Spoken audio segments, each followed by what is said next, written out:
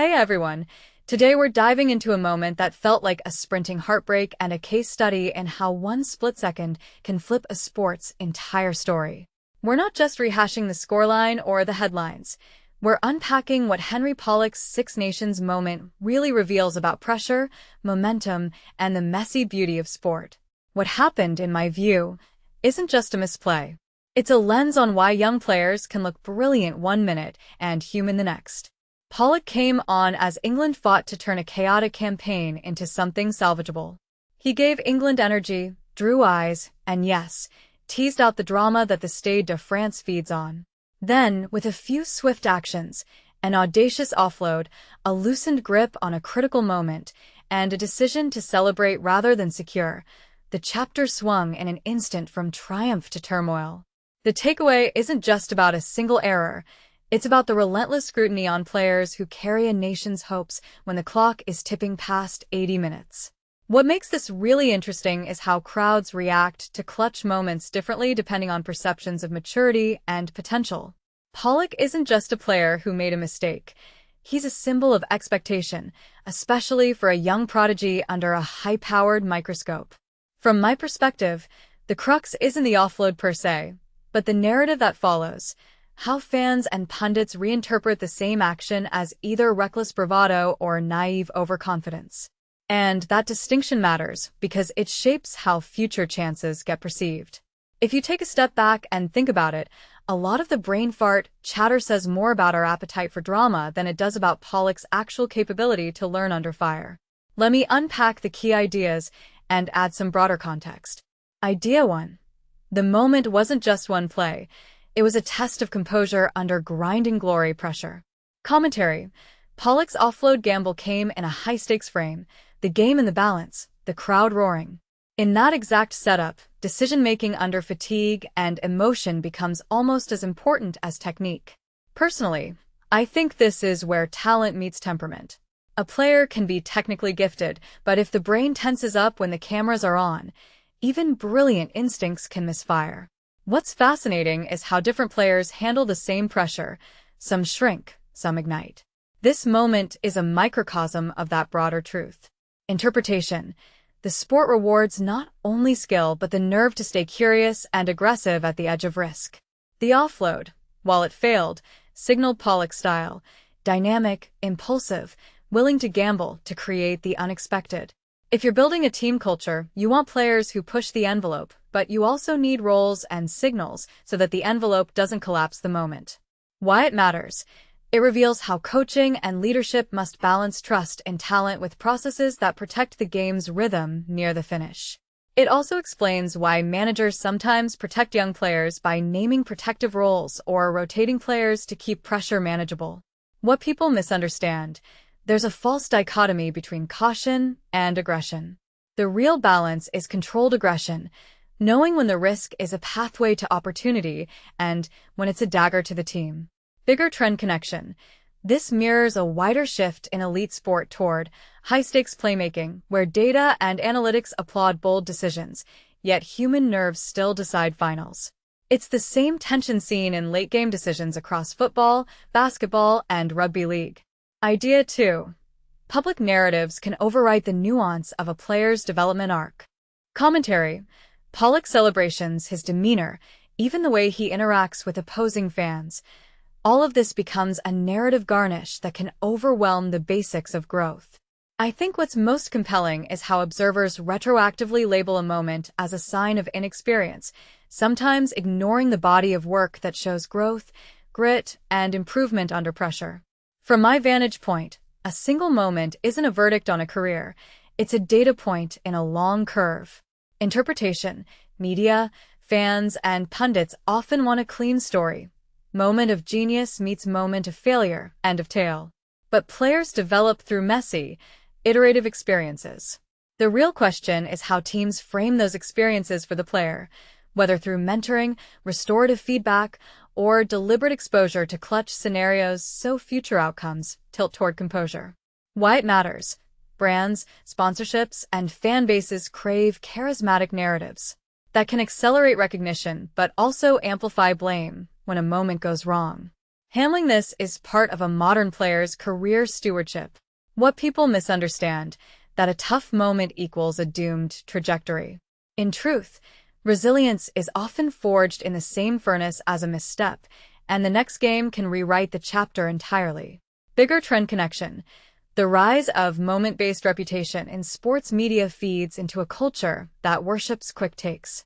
The smarter approach is to look at trajectory, not a single highlight or lowlight. Idea 3. The match itself underlined how margins decide championships, not just moments. Commentary. England scored 7 tries in Paris and still lost.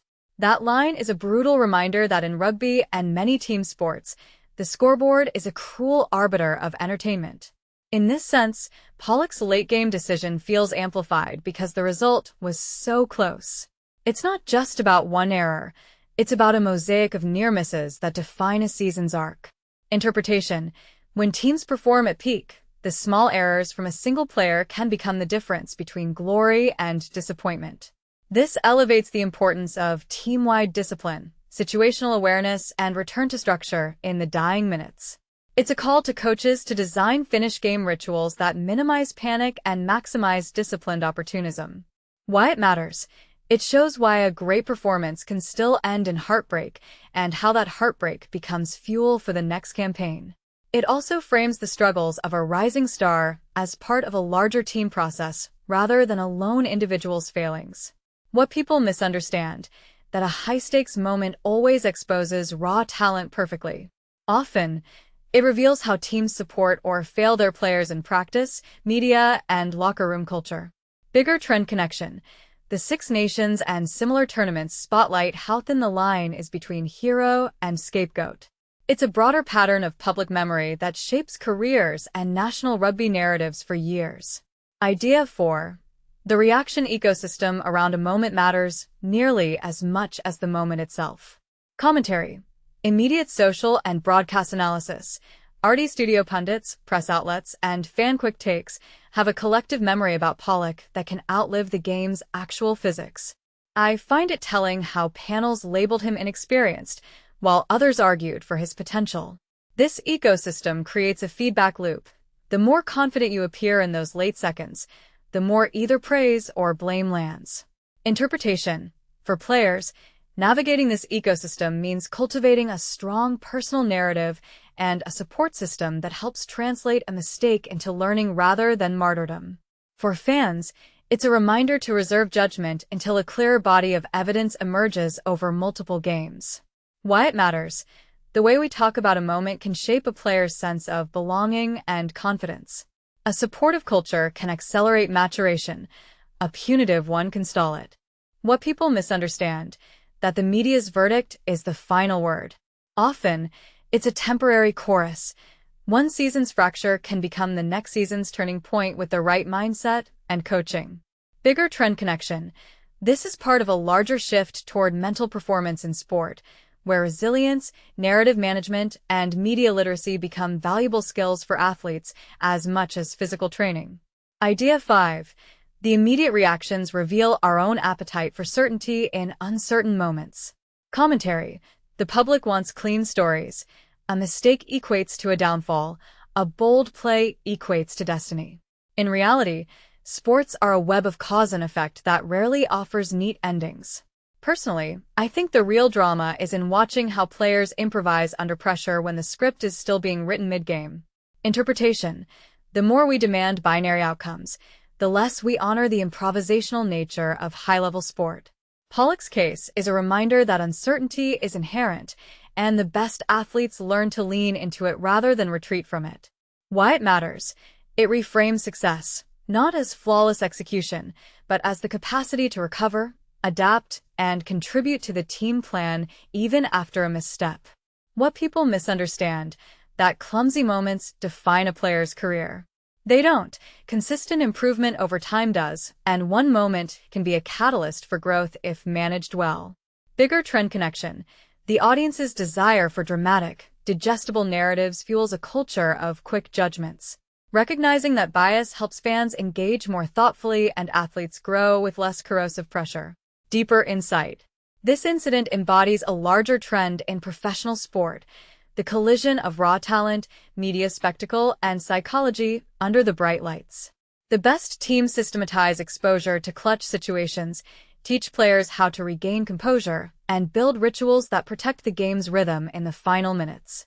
Pollock's moment isn't merely a failed offload. It's a data point in a broader blueprint teams are constructing to turn near misses into enduring victories. Closing thought. So, what does this really suggest?